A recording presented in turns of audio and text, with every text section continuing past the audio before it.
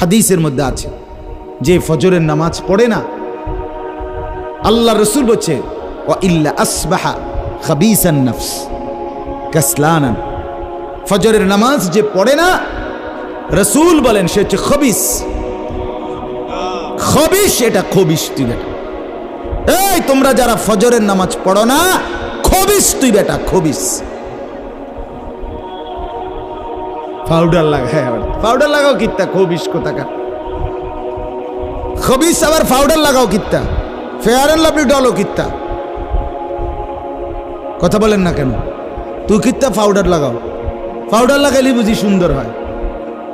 বেড়িয়ে দেখো না পাউডার লাগায়, এ বুড়িয়ে লাগায়, ঘন্টা দুয়েক পর আবার এ বুড়িয়ে দুইয়া লায়। বুড়ি জান এটা ধোকা, ঠিক কিনা বলেন না? এটা যে ধোকা, নাহলে বুড়ি ধোকা। মেকআপ বক্স ধোকা আবার লাগাইয়া, সেটা এটা ধোকা, এটা আসল না, এটা নকল। আল্লাহ নবী সাল্লাল্লাহু আলাইহি সাল্লাম বলেন বেনামাজি খবিস। আর নবীজি হাদিসে আছে, বাথরুমে ঢুকতে, পেশাব পায়খানায় ঢুকতে নবীজি খবিস থেকে পানাহ চাইতেন, দোয়া পড়তেন। তো এই দোয়ার অর্থ কি? আল্লাহ আমি খবিস থেকে কি চাই? পানাহ চাই। তার মানে নবীজি বুঝাই দিছে উম্মত, পেশাব পায়খানার মধ্যে থাকে খবিস। খবিসের ঠিকানা কোথায়? Bathroom, bathroom, toilet. আল্লাহুম্মা ইন্নী আউযু বিকা মিনাল খুবুসি ওয়াল খাবায়েস। আল্লাহ খবিস থেকে পানাহ চাই। বাথরুমে ঢুকতে বলেন, জন্য বেনামাজি খবিস। এই খবিসের ঠিকানা টয়লেট, নাপাক, এটা নাপাক, এটা অপবিত্র, অপদার্থ, এটা অকর্মণ্য। এটা জিন্দেগির আর অর্থ কি? জীবন মানে খানা, জীবন মানে ঘুম, জীবন মানে লজ্জাস্থানের চাহিদা পূরণ, যৌন চাহিদা পূরণ, এই তিন জিনিস। তাহলে কুকুরের সাথে, বিড়ালের সাথে, গরু ছাগলের সাথে তফাৎ কি? ওই প্রাণীগুলোও তো খানা, ঘুম এবং যৌন চাহিদা পূরণ করে কিনা? কথা বলেন না কেন? কুকুরের ছাও আছে কিনা? তো কুকুর বিড়াল খায় কিনা? কুকুর বিড়াল ঘুমায় কিনা? তো তোমার সাথে তফাৎ কি? বেনামাজি বলে সেজদা নাই যার কপালে, আমনের লগে জানোয়ারের পার্থক্য কোথা? আমনে খারাইয়া কোন সে ভিডিও করুক, আমনে কোন? হ্যাঁ হ্যাঁ বলেন, এখন বলেন, সে আমরা শুনি, এনে 10 জনে বিচার করুক। পার্থক্য কোন? আপনার সাথে জানোয়ারের তফাৎ কি? ছেলেরা বলো বাবা, তোমরা যারা মাগরিবের নামাজ পড়ো নাই, হ্যাঁ, লজ্জা কোথায় তোমাদের? শরম কোথায়? এই বেহায়া, কোন লজ্জায় আল্লাহর জমিনে চোখ তুলে তাকাও? হ্যাঁ, নির্লজ্জ। ছি ছি ছি ছি। মুসলমান এত আত্মমর্যাদা বোধহীন হয় কিভাবে?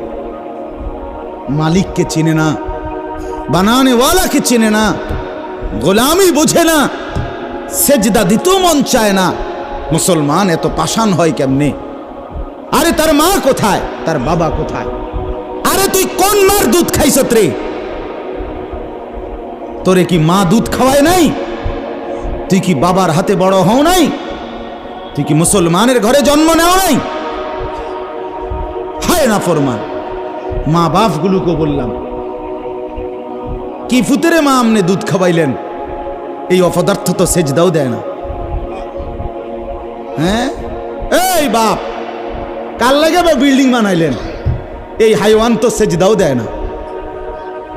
কাল লাগে সোফা বানান, মাতবুরি দেখান, চাদোয়ানে বইয়া গপ মারেন, জিফুত লইয়া বালা আসি, কিতা বালা? এ ফাঙ্গাস আর তেলাপিয়া খান যে, এ কারণে বালা। হ্যাঁ, এ ফার্মের মুরকা আর কক মুরকা, দুন্দুল আর করলা, দৈন্যাত আর কাঁচামরিচ, টমাটো আর এ শশা, এই তো খানা। আর কিতা কথা বলে? নার কি ঘুরে গেলে তো ফাঙ্গাস তেলাপিয়ে।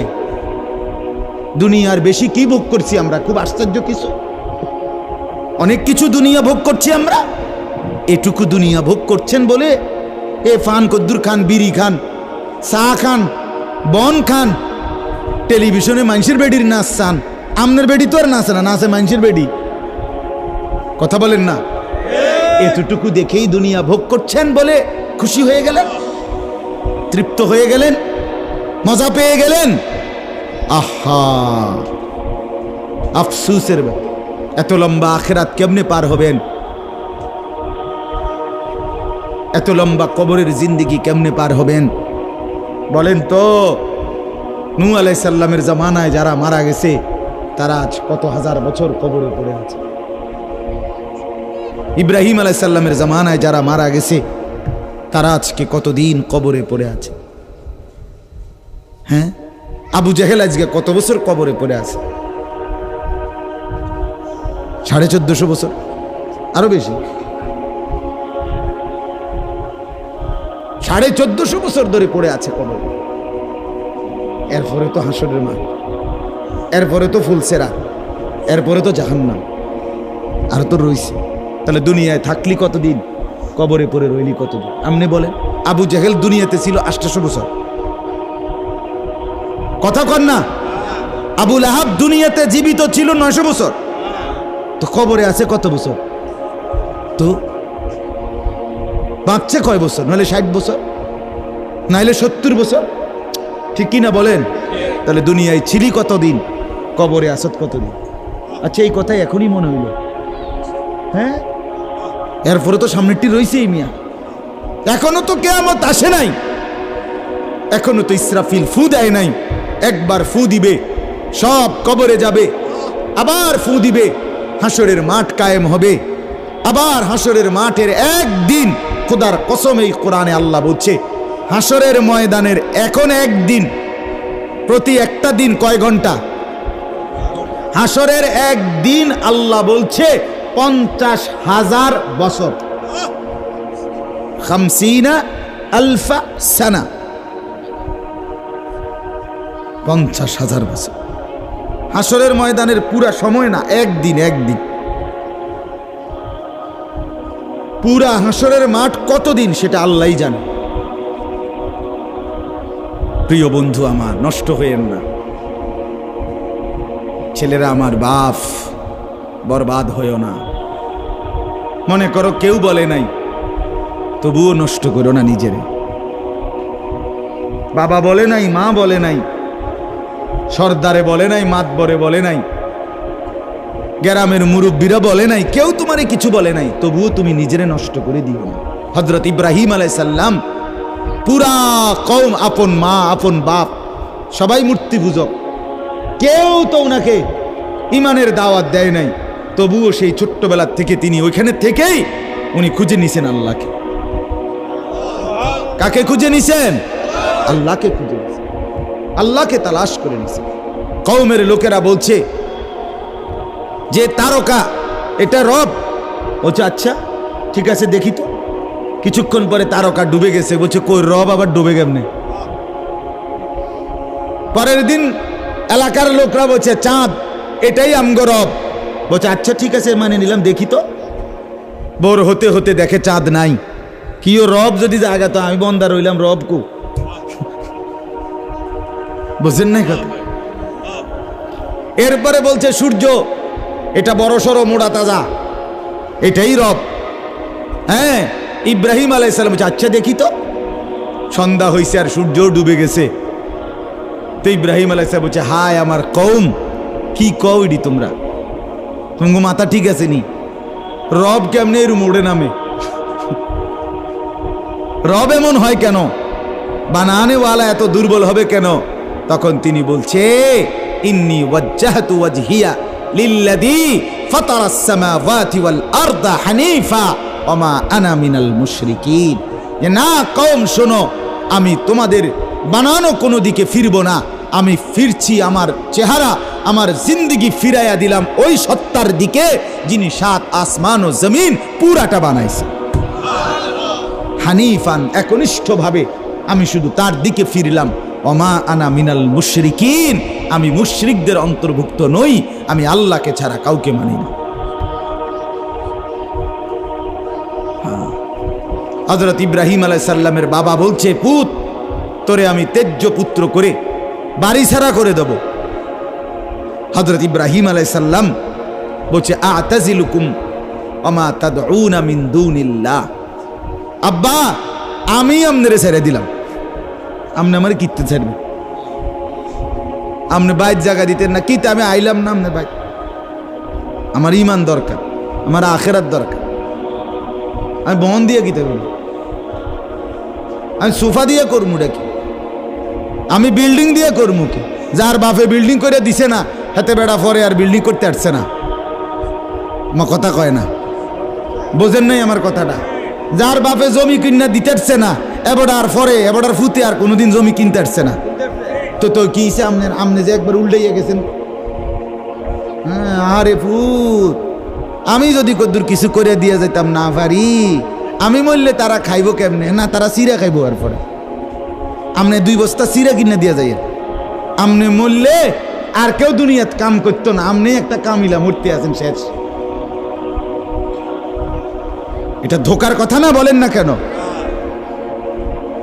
তো হযরত ইব্রাহিম আলাইহিস সালাম বলছে, আব্বা আপনাকে ছেড়ে দিলাম।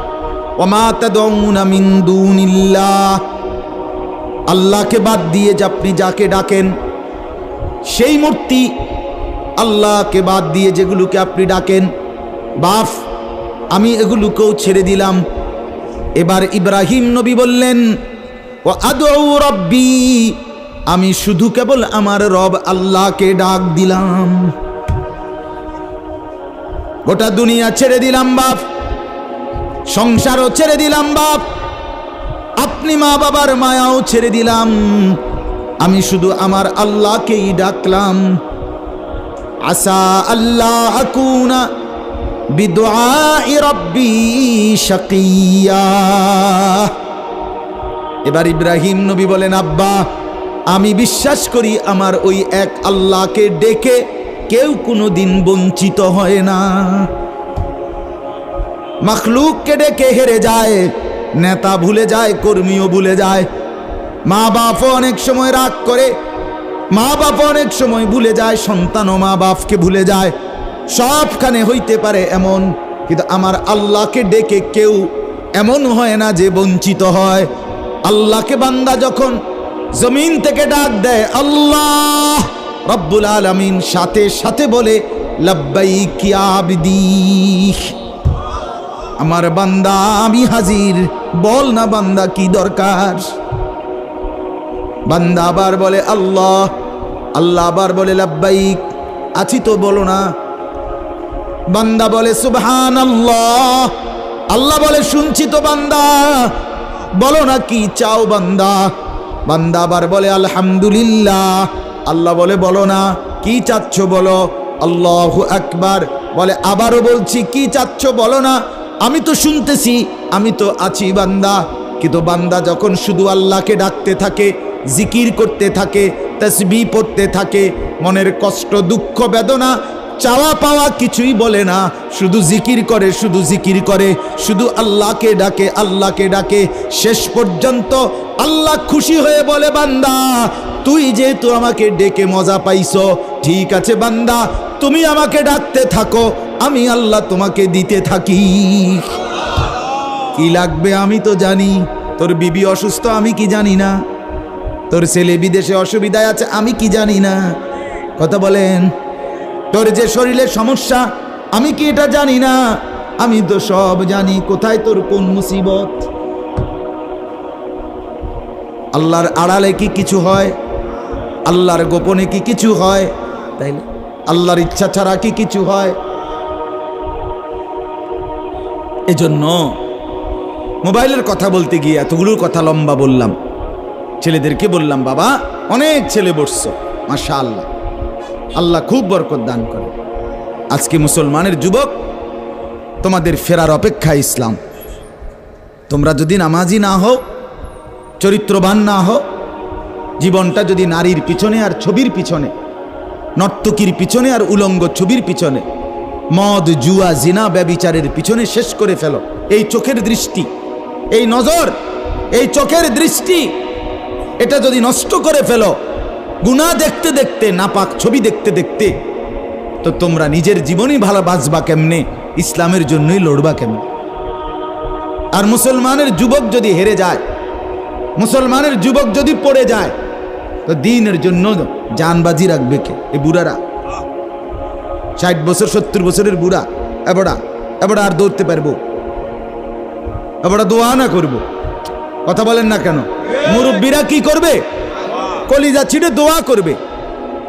অতএব আমি আপনাদের কাছে এতক্ষণের কথার মূল একটা উদ্দেশ্য, আমি দুইটা আয়াত পড়ছি, এই আয়াতের আঙ্গিকে কথাটা বলার জন্য বলছি।